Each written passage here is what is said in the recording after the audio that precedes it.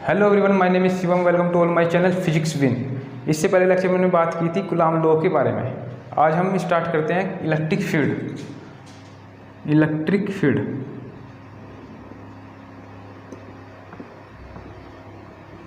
चलो स्टार्ट करते हैं। हमने माना कि कोई चार्ज क्यों रखा है किसी पॉइंट पे, ये प्लेस है इस पॉइंट पे, कुछ भी पॉइंट हो सकता है। अब देखो, इसके चारों ओर, इसके सराउंडिंग एक इलेक्ट्रिक फील्ड जनरेट होगी, इसके चारों ओर एक इलेक्ट्रिक फील्ड जनरेट होगी।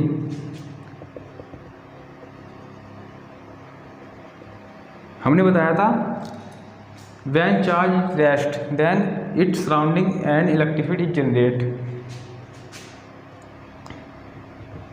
Then if we placed an any other external charge q naught in this electric field then it is experience a force।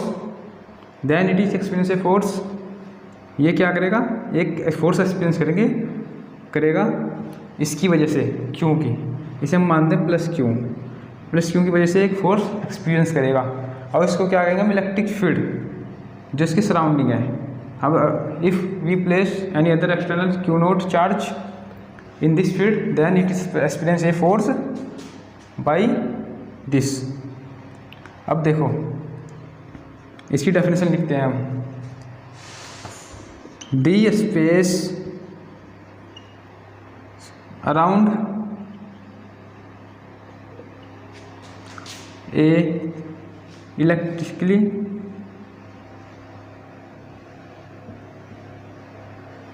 charged object where any other charge object experience a force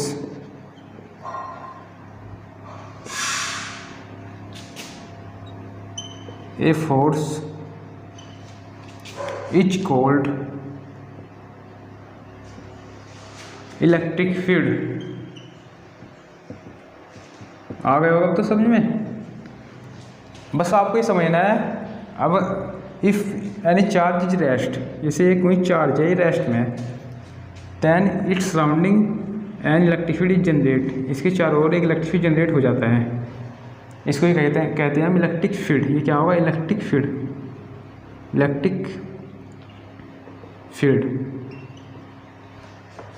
और if we place any other charge q naught क्या है यहाँ, test charge. ये इतना small होता है कि इसकी वजह से इस पर कोई फ़र्क नहीं पड़ता, बट इसकी वजह से इस पर फ़र्क पड़ता है। ठीक है, अब देखो इससे अगला टॉपिक, इससे नोट कर लेना वीडियो पॉज करके। अब देखो इससे अगला टॉपिक क्या होगा, इलेक्ट्रिक फील्ड इंटेंसिटी और इलेक्ट्रिक फील्ड स्ट्रेंथ या strength of electric field, strength of electric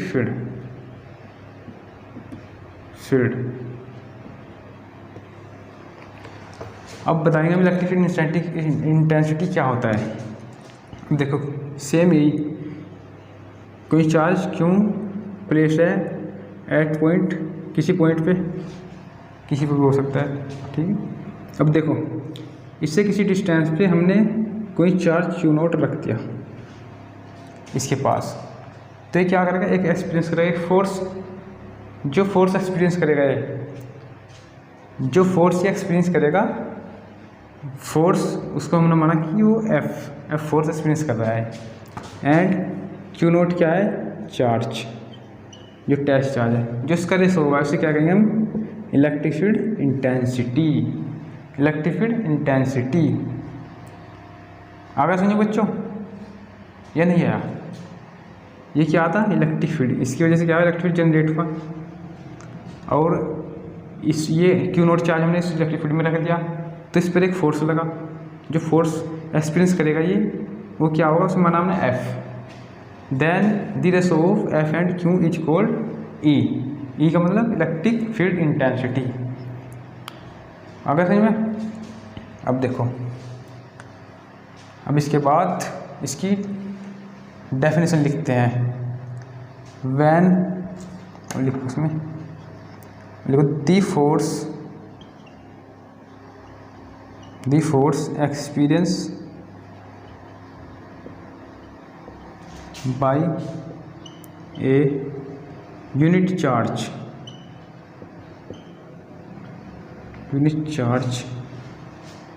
when it is placed in any electric field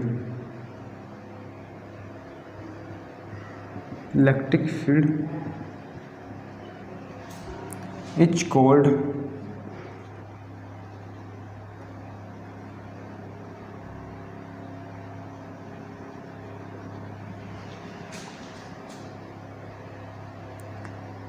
electric field intensity.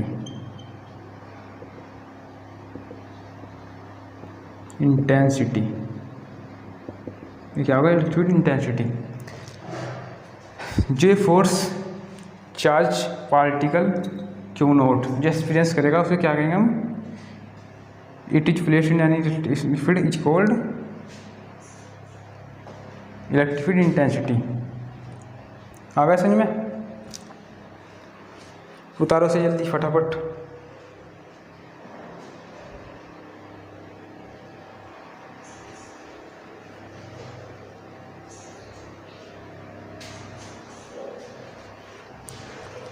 आ गया समझ में बच्चों? उतारो फटाफट, जल्दी जल्दी से। अब देखो इसके बाद चलते हम नेक्स्ट।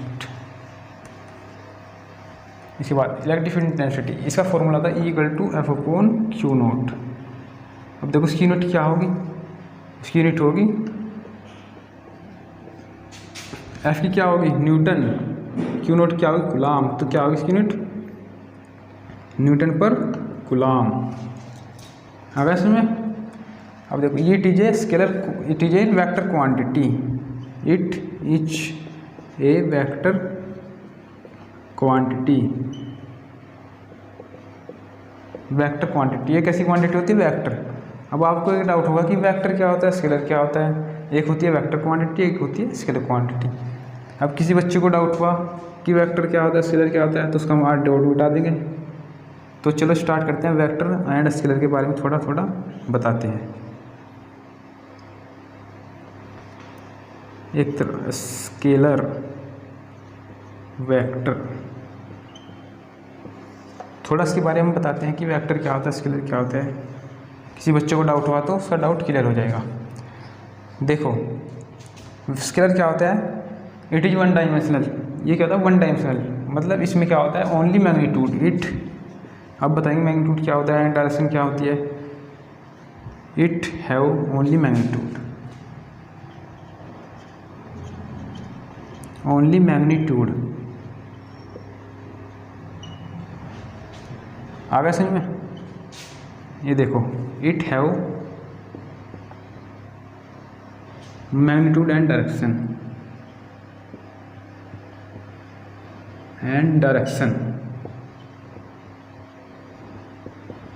अब देखो मैग्नीट्यूड एंड डायरेक्शन क्या, इसका मतलब क्या हुआ? जैसे कोई, हमने माना कि कोई ऑब्जेक्ट है यहाँ पर, कोई बॉडी, उसने मूव किया A to B, उसने मूव किया A to B से क्या कहेंगे? हमने कहा कि उसने 5 मीटर मूव किया। इसने, किसी बॉडी ने पॉइंट A से चलना शुरू किया, पॉइंट B तक 5 मीटर मूव किया। इसको हम क्या कहेंगे? डिस्टेंस। 5 मीटर क्या आती? डिस्टेंस। एंड इसमें ना तो कोई डायरेक्शन है कि इधर किया या किधर किया। एंड इफ़ हम कहें कि एक बॉडी है,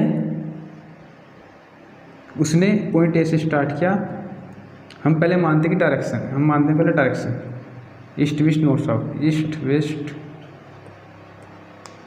नॉर्थ साउथ। हमने माना कि कोई बॉडी है किसी पॉइंट ए पर, उसने मूव करना शुरू किया एंड पॉइंट बी पर आकर उसने लेफ्ट लिया, उसने 3 मीटर मूव किया साउथ की ओर, साउथ डायरेक्शन, साउथ की ओर, ये क्या है साउथ, मूव किया 3 मीटर, एंड उसने लेफ्ट लिया 3 मीटर बाद ईस्ट की ओर, एंड वो चली फिर 4 मीटर, उन्होंने माना कि 4 metre. Then find the displacement, कहेगा कि डिस्प्लेसमेंट बताओ कि डिस्प्लेसमेंट क्या होगा इन दोनों के बीच, पॉइंट के बीच में, पॉइंट क्या है सी एंड बी के बीच में, सी एंड ए के बीच में डिस्प्लेसमेंट बताओ। डिस्प्लेसमेंट क्या होगा, डिस्प्लेसमेंट होगा ये शॉर्ट डिस्टेंस, डिस्प्लेसमेंट होगा शॉर्ट डिस्टेंस, किसी भी बॉडी की जो डिस्टेंस हुई उसका शॉर्ट डिस्टेंस निकाल देंगे तो उसको कहेंगे हम डिस्प्लेसमेंट। तो ये कैसे निकलेगा, एक ट्रायंगल बन गया ए बी सी, तो इसमें हम कैसे आसानी से निकाल सकते हैं, ए सी स्क्वायर इक्वल टू क्या होगा 3 स्क्वायर प्लस 4 स्क्वायर, तो यहाँ से कैसे निकलेगा A C square equal to 3 square plus 4 square, तो इसकी वैल्यू क्या आएगी 3 स्क्वायर प्लस 4 स्क्वायर 9 प्लस 16, तो ए सी की वैल्यू क्या आएगी 25 मीटर, नहीं 5 मीटर, बिकॉज ऑफ ए सी की वैल्यू निकाली ना, मैं ए सी स्क्वायर ये रूट हो जाएगा इसका, तो 5 मीटर, ये क्या आएगी 5, ये शॉर्ट डिस्टेंस है 5 मीटर।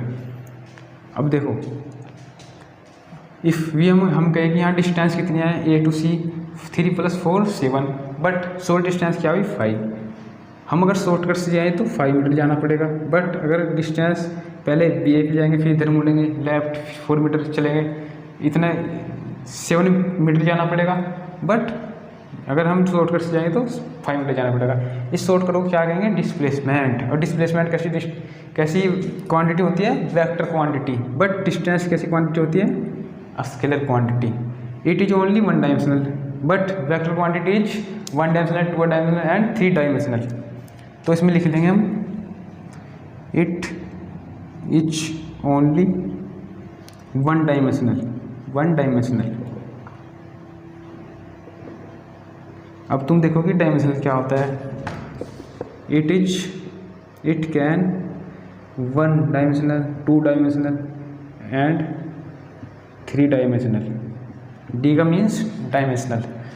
1 डायमेंशनल क्या होगा, जो बॉडी ओनली 1 डायरेक्शन में मूव करेगी, इसे क्या कहेंगे 1 डायमेंशनल, एक डायरेक्शन में मूव करेगी कोई बॉडी, इसको हम कहेंगे 1 डायमेंशनल, ये होगी 1 डायमेंशनल। अब 2 डायमेंशनल क्या होता है ये मैं बता दूँ।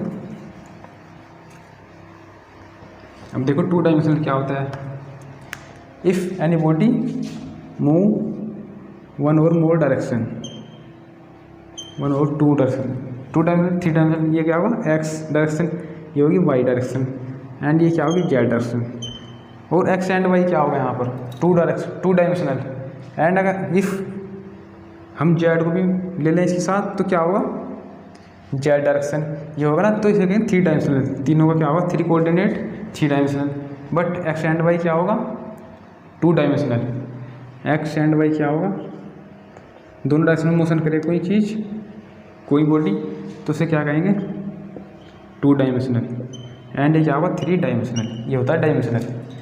अब और डाउट इससे ज़्यादा क्लियर क्या करो, अब देखो इसके लिए किसे क्या कहेंगे डिस्टेंस मास स्पीड, इसके एग्जाम्पल लिख लो, और इसमें किसे कहेंगे, इसमें क्या होगा velocity, displacement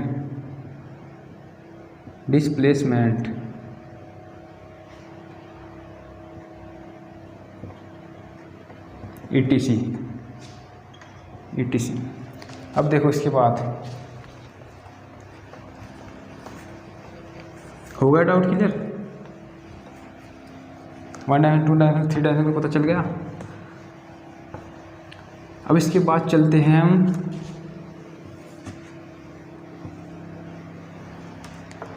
electric field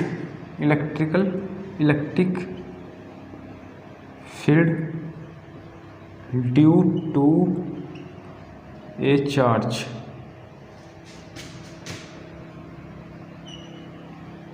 electric field due to a charge या यूनिट चार्ज कह दो, ठीक है, या test charge due to a charge. अब देखो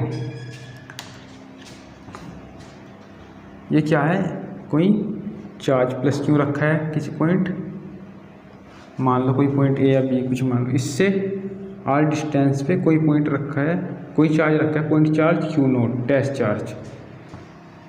तो हमने क्या कहा था पहले कि ये क्या करेगा, ये एक्सपीरियंस करेगा force because of electric field. अब देखो जो फोर्स एक्सपीरियंस करेगा उसे हम क्या कहेंगे, अकॉर्डिंग टू कूलम्ब्स लॉ इनके बीच में एक फोर्स अलग लगेगा। आ गया समझ में? According to Coulomb's law it experience a force but in this. अब देखो बट एफ इक्वल टू क्या होगा according to Coulomb's law, according to Coulomb's law, Coulomb's law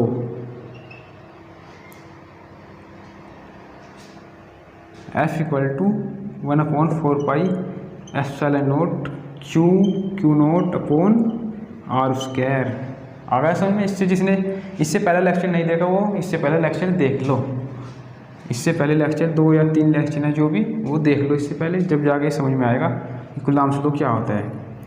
Coulomb's law होता है इस इलेक्ट्रिक फोर्स निकालते हैं इससे हम Coulomb's law, according to Coulomb's law F की वैल्यू निकालेंगे दोनों के बीच में, क्यू एंड क्यू के बीच में जो फोर्स लगेगा एफ की वैल्यू क्यू इन दोनों का मल्टीप्लिकेशन एंड इसका इन्वर्स का स्क्वायर आर का। तो इसकी वैल्यू होगी है कांस्टेंट के ड्यू टू ए चार्ज। अब देखो एफ की वैल्यू क्या आएगी, ये आएगी। अब देखो हमने क्या पढ़ा है अभी, electric field intensity.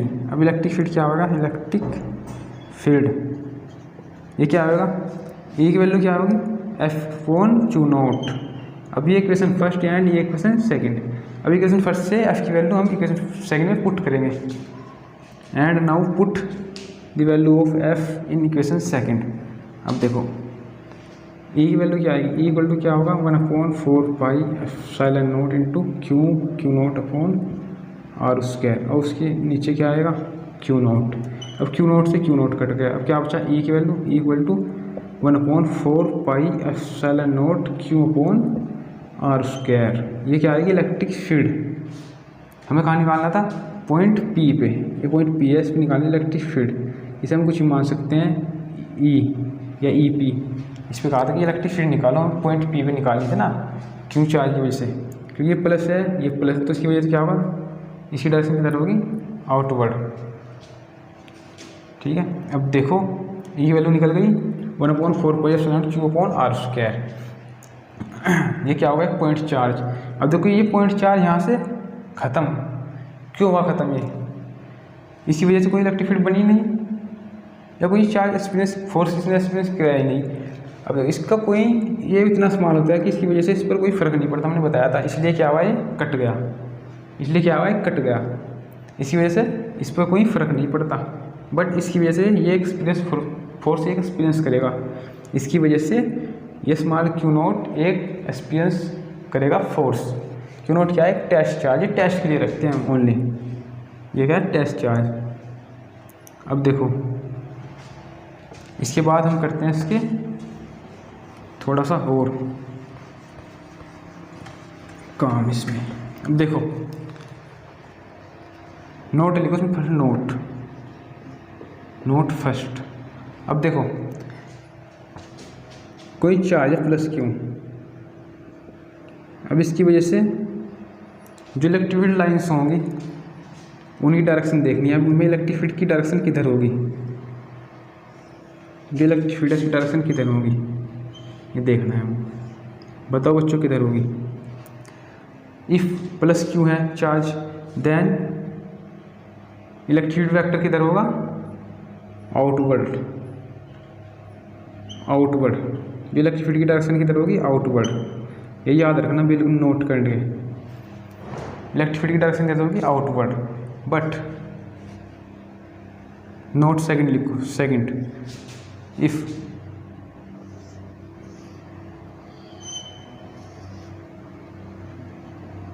Negative charge हुआ तो क्या होगा, हम नेगेटिव चार्ज रख दिया आपके पास, तो इलेक्ट्रिक फील्ड वेक्टर की डायरेक्शन किधर होगी, इनवर्ड।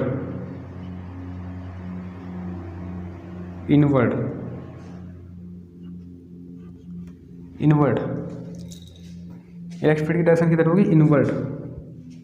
ये पॉइंट ओ मान लो, ये पॉइंट ओ, जल्दी जल्दी नोट करो इसे कॉपी में, फिर से क्वेश्चन कराएंगे, जल्दी जल्दी नोट करो। ये क्या होगी, radially outward. Electrical field vector radially outward, यहाँ पर लिखना electrical field vector radially inward. ये होगी रेडियली इनवर्ड, ये आउटवर्ड होगा, ये इनवर्ड होगा। हो गया, मिटा दो। चलो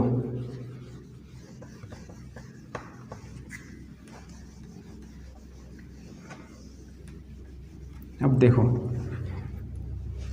क्वेश्चन नंबर फर्स्ट इसका। क्वेश्चन नंबर फर्स्ट, हमें कोई चार्ज दे रखा है, हमें कुछ भी दे सकते, चार्ज दे रखा है Q = 2 माइक्रोकूलम। अब ये कह रहा है कि इसकी वजह से कोई पॉइंट P पर, ये पॉइंट A है, कोई पॉइंट P, इसकी डिस्टेंस दे रखी है, इसके बीच की पॉइंट P और इसकी दे रखी है 9 मीटर।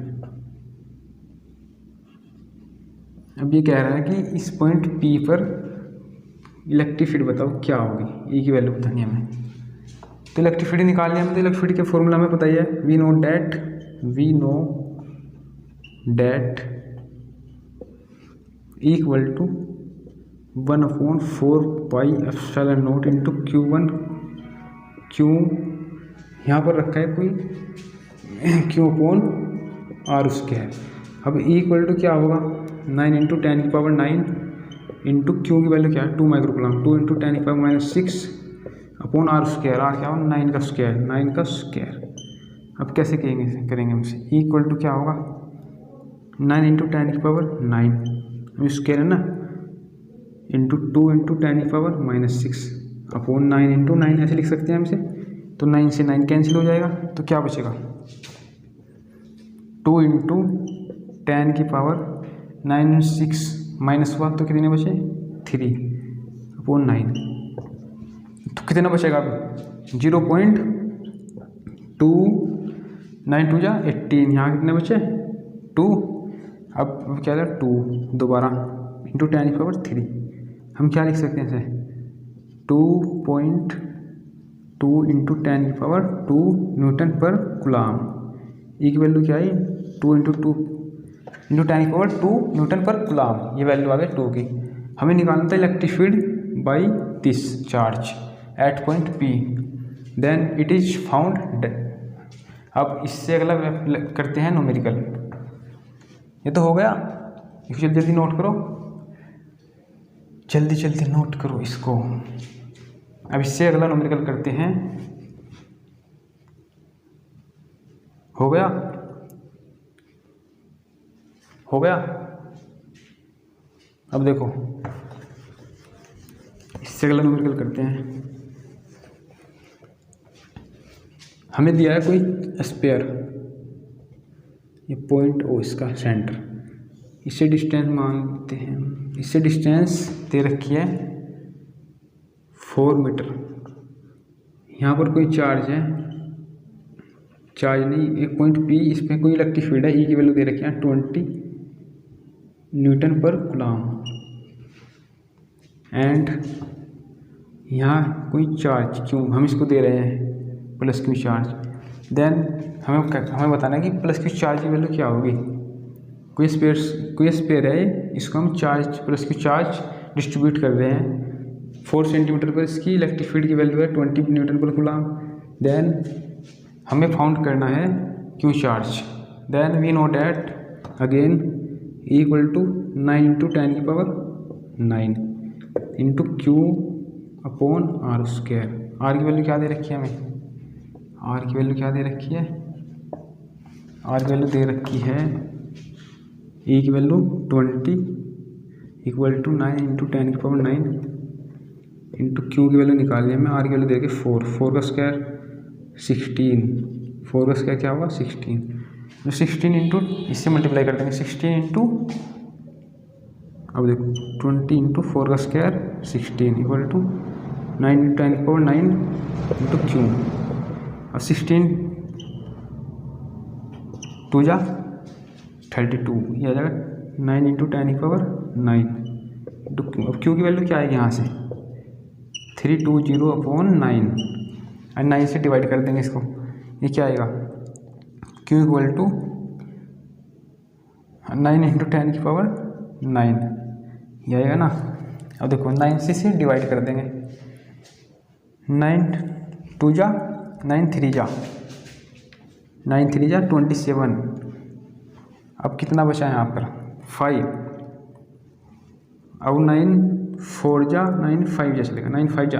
अब देखो 10 की पावर -9, ये आएगा, हो गया। अब देखो ये आंसर क्या आएगा Q इक्वल टू 3.5 इंटू 10 की पावर -9 गुलाम, ये वैल्यू आएगी चार्ज की। हो गया, ओके। कर लो जल्दी, फटाफट उतार लो, फटाफट नोट करो इसको कॉपी में।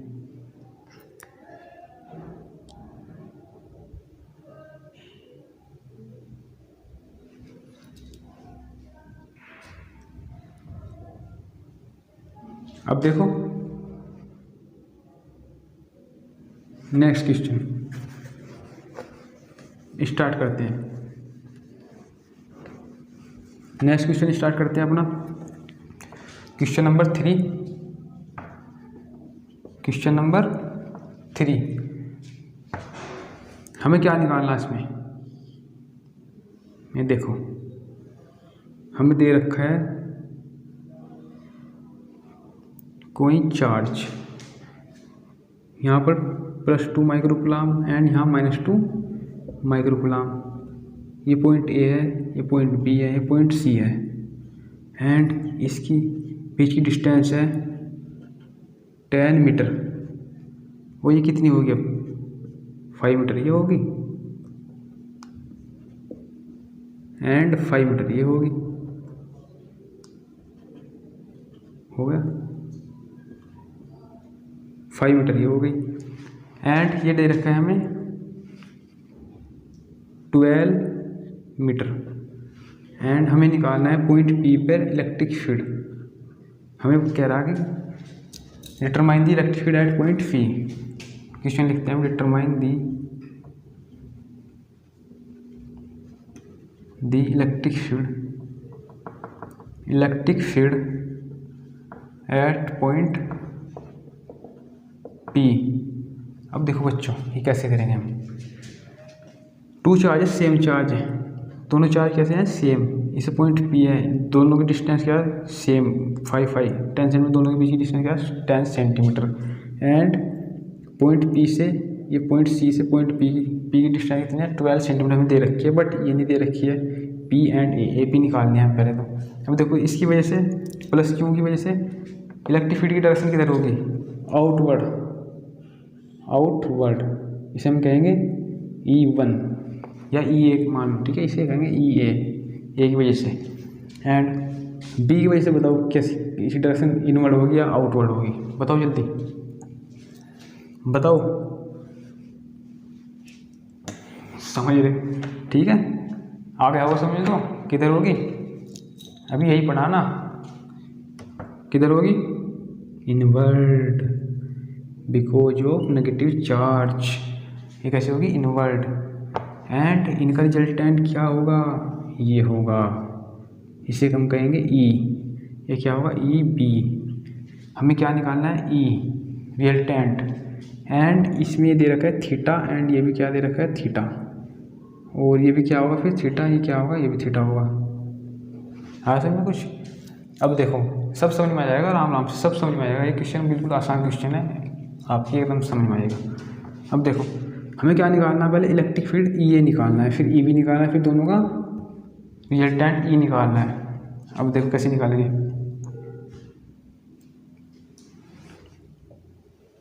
अब देखो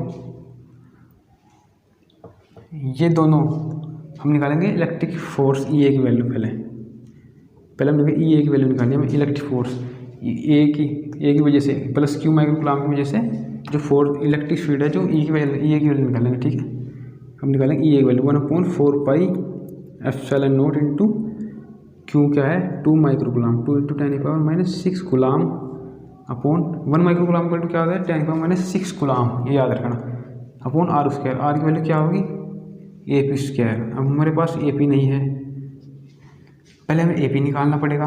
अब देखो इधर AP निकालते हैं तो AP की वैल्यू क्या आएगी, ये क्या है एक ट्रायंगल बन रहा है APC। हम यहाँ निकालते हैं in triangle AP and C में। अब यहाँ से AP की वैल्यू क्या निकलेगी पाइथागोरस थ्योरम से, AP² क्या आएगा, AP² क्या है यहाँ पर हाइपोटेनस, AP² होगा 5² + 12², 5² + 12², ये क्या होगा 169। AP² की वैल्यू क्या आएगी, ये कोई होगी 25 + 144 क्या होगा 169। एंड AP की वैल्यू क्या है यहाँ से 13 मीटर, 13 मीटर आ गई। अब देखो एक वैल्यू 13 मीटर, हम यहाँ रख देंगे 13 का स्क्वायर, 13 का स्क्वायर, ये क्या होगा 169 सेम रख देंगे, 13 का स्क्वायर 169। अब देखो ए की वैल्यू क्या आएगी 9 × 10⁻9, इसकी वैल्यू क्या आती है 1/4 पाई एप्सिलॉन नॉट की, 9 × 10⁻9 इंटू 2 × 10⁻6 अपॉन 169। आ गया समझ में। अब देखो EA की वैल्यू निकालनी है हम यहाँ से, EA की वैल्यू क्या आएगी बताओ, EA की वैल्यू क्या आएगी 2 9 या 18 × 10⁻9 3 अपॉन 169। अब इसे डिवाइड करेंगे हम तो क्या आएगा, EA की वैल्यू क्या आएगी, EA = 169 में 1 क्या चलेगा 0.1, फिर क्या चलेगा इसमें 0 1 0 × 10⁻3। अब EA की वैल्यू क्या आएगी 1.0 × 10⁻2 न्यूटन पर कूलम। ये आई बच्चों इसकी वैल्यू, EA की वैल्यू आ गई। अब देखो हमें क्या निकालना है EB की वैल्यू। अब EB की वैल्यू कैसे निकालेंगे हम, because of EA and EB equal to क्या है, EA एंड इक्वल टू है EB के। क्यों है EA इक्वल टू EB के, देखो AP इक्वल टू क्या है PB के, AP इक्वल टू क्या है AP equal to PB, AP equal to क्या है PB के। सो ये क्या होगा, EA इक्वल टू क्या होगा 1 × 10⁻2, तो EA इक्वल टू क्या होगा EB के, हम इसके इक्वल टू मान लेंगे E, because of AP equal to PB, AP equal to PB, then EA equal to EB equal to E आ गया। देखो जो ये थीटा है, ये डायरेक्शन जो हमारे पास जो ये वैल्यू आई 13 आई है ना AP की वैल्यू 13 मीटर, तो ये क्या होगा ये भी 13 मीटर होगा BP की वैल्यू। देन ये भी सेम है, ये भी सेम है, ये भी सेम है, ये भी सेम है, दोनों सेम है ना, तो EB की वैल्यू भी इतनी आएगी जितनी EA की वैल्यू आई है। हमें निकालें तो सेम वही आएगा ना, तो इसलिए हमने डायरेक्ट रख दिया EA equal to EB equal to हमने E मान लिया। आ गया समझ में। अब ये तुमने कर लिया होगा तो हम इसको मिटाते हैं, जल्दी उतारो। अब देखो नेट इलेक्ट्रिक फील्ड क्या आएगी, अब देखो नेट इलेक्ट्रिक फील्ड निकालनी है हमें। नेट के लिए हमें क्या करना पड़ेगा, इनको 2 कंपोनेंट में तोड़ना पड़ेगा, जैसे हमने इससे पहले लेक्चर में किया था। अब देखो ये क्या होगा EA, हम EA को कैसे तोड़ेंगे, जैसे ये है, ये क्या ये हॉरिजॉन्टल डायरेक्शन, ये वर्टिकल अपवर्ड इसकी, तो हम इसे क्या कहेंगे vertical direction EA sin theta and downward direction में EA cos थीटा। आ गया समझ में। एंड हॉरिजॉन्टल डायरेक्शन किधर होगी इसकी, ये इसकी किधर होगी इस वाले की, ये देखो वर्टिकल डायरेक्शन डाउनवर्ड है, इसलिए हमने EA sin थीटा है, sin theta EA sin theta and EB sin theta में क्या होगा EB sin theta. EA sin theta and EB sin theta एक दूसरे के इक्वल एंड अपोजिट है, इसलिए कैंसिल हो जाएंगे। So it is cancel because it is equal and opposite, so it is cancel.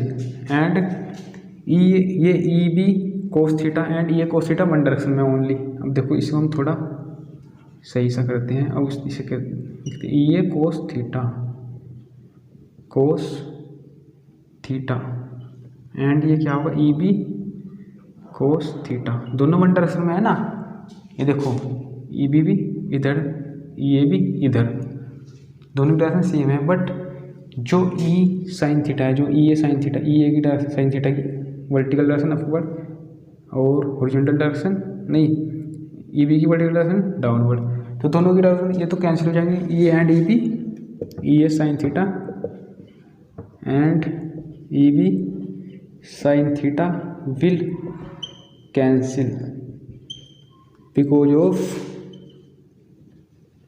because it is equal and opposite, लिख लो opposite। So net electric field क्या आएगा, so net electric field equal to क्या आएगा, ई ए cos theta plus E B cos theta. अब देखो E की value क्या है, E A equal to E B माना हमने ई, तो यहाँ क्या आएगा 2 E cos theta, because of इसके इक्वल टू हमने माना ई माना है ना, अभी कुछ भी रख सकते हैं बिकॉज ऑफ दोनों सेम है ना ये, तो हम ई ए प्लस ई ए 2 ई कोस थीटा हो जाएगा। बट हमने ई मान लिया, ठीक है, इसको हमने मान लिया ई, तो E cos theta 2 E cos theta because of E A equal to E B equal to E. आ गया समझो, अब तो आ गया, अभी उतार लो, उतार लिया होगा तो मिटा दो उसको। अब देखो ई की वैल्यू क्या आएगी, ई इक्वल टू क्या आएगा 2 इंटू ई की वैल्यू क्या है 2 इंटू ई 1 इंटू 10⁻² इंटू कोस थीटा फंस गई आगे बच्चों यहाँ पर तुम। अब कोस थीटा की वैल्यू निकालनी पड़ेगी इसमें। कोस थीटा की वैल्यू क्या आएगी, कोस थीटा इक्वल टू बताओ बेस अपॉन हाइपोटेनियस, नहीं बेस अपॉन हाइपोटेनियस, हाँ हाइपोटेनियस। एंड अब कोस थीटा की वैल्यू क्या आएगी, base upon hypotenuse equal to 5/13, 5/13। Base क्या है यहाँ पर 5 एंड ये क्या आता है यहाँ पर 10, ये मिट गया। देखो 5 क्या है यहाँ पर 5/13 आ जाएगा ना ये, क्योंकि ये थीटा के जो सामने की आर्म होती है ये वाली, ये होता है परपेंडिकुलर, हमेशा याद है। इसकी क्या कौन सी होगी, यही 12 वाली, ये क्या होगी perpendicular. But this is base and this is hypotenuse, then cos theta equal to base upon hypotenuse equal to 5/13। तो हम यहाँ डायरेक्ट क्या रख सकते हैं 5/13 एंड ई की वैल्यू क्या आएगी, net electric field E net है ना, ये ई नेट।